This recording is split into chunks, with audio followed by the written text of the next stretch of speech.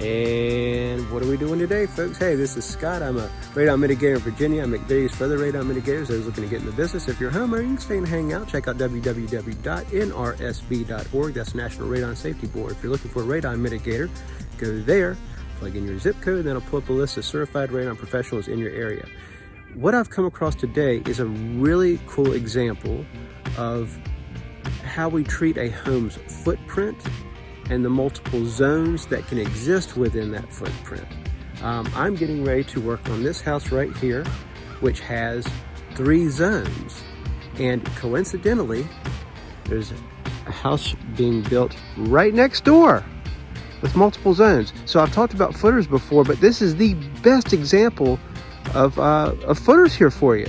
The house, so when they build the house, you know, this is the perimeter of the house. They dig it out, and then they pour footers. And then the house is constructed upon the footers. So what I see right here are 2 distinct zones. That's about as sweet as it gets for the visualization of footers before the house is built. Pretty cool. So I thought I'd show you that. That's what I do on this channel. I try to show you stuff that you don't normally get to see out there in radon/YouTube land, and that's pretty sweet. Okay, so in terms of subslab depressurization, you know we tap a 3 or 4 inch pipe into the gravel, right? And so we're drawing air out through that gravel. So think of a drink, you know, a glass of iced tea. You got straw in the glass of iced tea. The metaphor for ice is the gravel. You know how smooth that flows up the straw, which is our pipe. So without gravel, you now have a milkshake scenario. I hope that's a best metaphor I can come up with subslab depressurization, drawing air out from under the home right there. If you stub a pipe in here, is it treating that zone? No, because this footer is blocking off communication. So you definitely don't want to stub your pipe in there, hoping to treat all of this. You see how that works? That's a really cool example that I just wanted to capitalize on and show you, the folks out there in radon world. Hey, if you thought this information was helpful, why don't you hit that like button? Doesn't cost you a thing. It means the world to me. Consider subscribing. Try to drop content like this as much as I can. Okay, got a big job here. Hope that helped. Okay. Well, we've had a long day. So in this house today, we've got 3 suction points. Why did we do that? Because I have good reason to believe that we have 2 footers, which is making this house divided into 3 zones. So you remember what we saw over next door neighbors here. So we've got a footer likely right here. These wide doorways, they'll kind of clue you, and there's cinder block behind them. You know, a regular doorway is like that wide. Not that wide. Why is it so wide? Cinder blocks. What do cinder blocks rest on? Footers. That's usually the case. There are these little exceptions to the rule sometimes with these small cinder blocks in houses that I've seen in the 50s, but let's just stay on track. This house is in 3 zones. You take my word for it, okay? All right, so we've got 1, zone number 2, zone number 3. Big honking doorway. What's behind here? Cinder blocks. Dun, dun, dun. Dividing this house up. But we figured it out. We cracked the code. So let's, okay, so let me show you our radon system. And I tell you what, before I show you the radon system, this is the video that I sent the realtor that dark and stormy night when I originally assessed the house. Hey Austin, it's your old buddy Scott, radon guy. I'm here at your house there in Blacksburg. So yeah, man, it's raining like Noah's flood out there. So this house is, man, it's a fake out because it looks brand spanking new, but it's been remodeled from top to bottom. And these old houses are built like fortresses. So let me show you what we're up against. I hope I'm wrong, but we might have 3 zones to look at. So why do I say that? So anytime you see cinder block, you know that it's built upon a footer. Well, which makes sense for the perimeter, but then what do we have here? And dead giveaways, these thick ass doorways.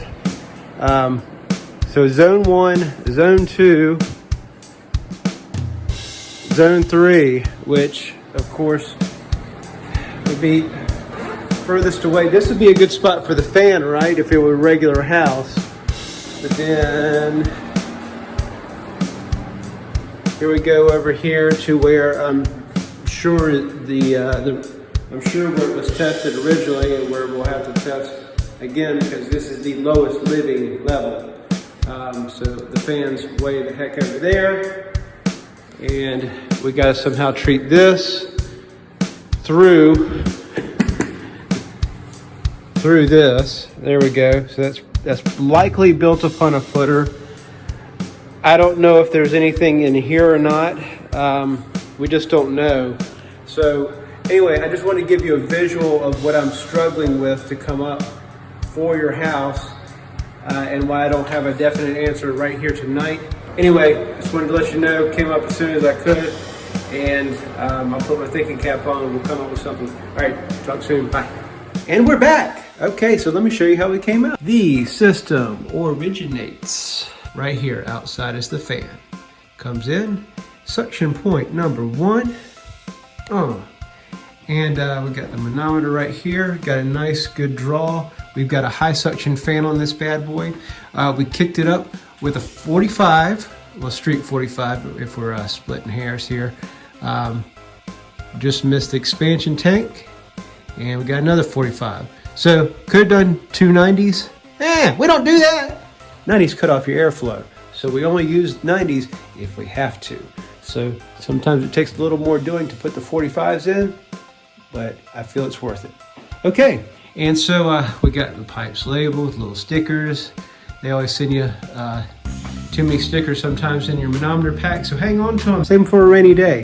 All right, so now we're going from room number 1 into room number 2. Oh, here's a tip for you, by the way. When you get situations like this, when you go from one room to the other, to the other, to the back, just take the door off. I worked the whole day today and popped the door off, and just take that tip, take that 2 minutes, take the door off, and it will make your life a lot easier. And plus, you won't scuff the door. This is a nice house. I don't need to be damaging anything and coming back and having to fix it. Okay, so suction point number 2, right here. We came on in and we dropped it. And we run from here. We missed the window.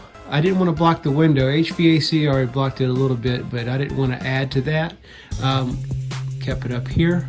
And by the way, this is suspended. I'm not resting the pipe on this. It looks like it, but I'm not. You can slip maybe a couple of playing cards through there, maybe. You see, I've got it suspended right there. It's not resting on that. Why am I so persnickety about suspending the pipe and not resting it upon the wood? I just don't want vibration, and vibrations cause annoyance, and annoyance causes callbacks, and my number is on that sticker there, and I don't want to come back and mess with that.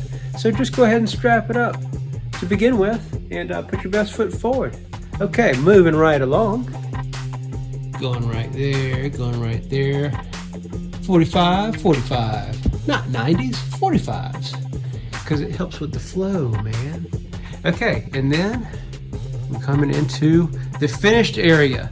That's what this whole thing is all about. This pipe right here, this suction point, it's drawing air out of here, but it's stopping right here. It's not drawing from this zone, let alone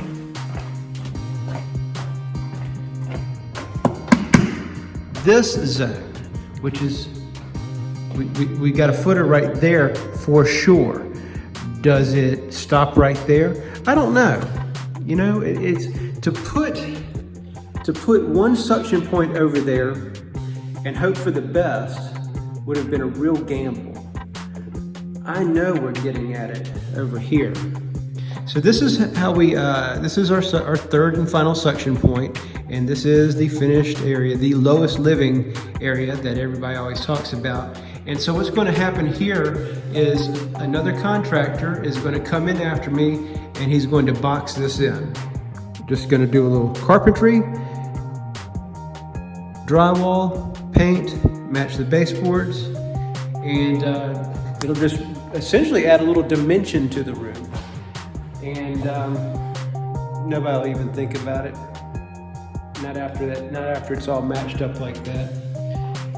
And mission accomplished. I hope you picked up something today. Not all houses are the same.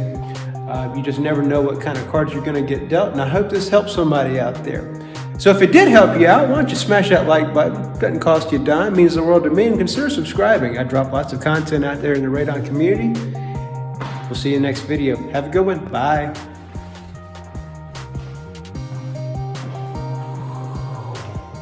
Versus 100.